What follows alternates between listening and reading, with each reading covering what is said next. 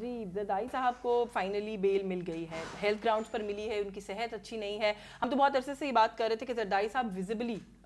नज़र आता है कि वो ठीक नहीं है, उनकी तबीयत अच्छी नहीं है, सेहत उनकी ग्रेजुअली डिटेरिएट की है। बल्कि मैं तो ये कहूँगी कि पाकिस्तान पीपल्स पार्टी ने कुछ देर कर दी ये रिलीफ जो है इसको मांगने में। पहले वो यही मौक़िफ़ इख्तियार करते रहे कि हम किसी किस्म के रिलीफ का मुतालबा नहीं करेंगे, हम नहीं, बेल के लिए भी जरदारी साहब सुना है कि नहीं मान रहे थे। लेकिन ज़ाहिर है जैसे जैसे तबीयत ज़्यादा बिगड़ी, पीपल्स पार्टी ने बेहतर समझा कि इस तरफ जाना चाहिए और फाइनली ये रिलीफ मिल गया। जहाँ तक जरदारी साहब के रिलीफ की बात है, कुछ हद तक ये बात अंडरस्टूड थी। मियाँ साहब वाला जो सारा मामला है, अगर उसकी बात करें कि ये अल्टीमेटली होना था, ये अगर ना होता तो वैसे भी एक रिजेंटमेंट जो है वो सॉर्ट ऑफ कहीं ना कहीं क्रीपन कर रही थी, बल्कि ये बातें भी अब सर उठाना शुरू हो गई थी कि हमेशा जो सिंध से आने वाले लोग हैं उनके साथ कोई इस किस्म का कोई डिस्क्रिमिनेटरी बिहेवियर जो है वो रखा जाता है। तो आई एम हैप्पी कि इस तरह का कोई भी जो तासुर है, एक तो वो ज़ायल हुआ। जरदारी साहब की क्योंकि एक जेन्युइन रीज़न थी सेहत की, उसकी वजह से उनकी ज़ात के हवाले से बात करें तब भी एक बहुत अच्छा फैसला अच्छा हुआ जो हुआ। लेकिन अगेन एक बात, जब इस तरह की बात होती है तो मेरे जहन में सवाल ज़रूर आता है कि वो जो पूरी ब्रिगेड है हुकूमत के वज़रा की,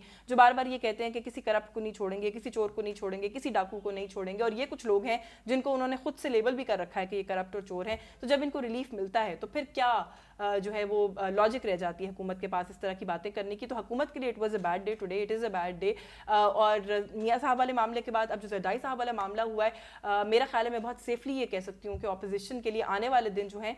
वो अब मुझे आसानी के, बेहतरी के और अच्छाई के लग रहे हैं। ऑल्दो मरीम नवाज़ वाला मामला फ़िलहाल स्टक है थोड़ा सा, इट्स डैंगलिंग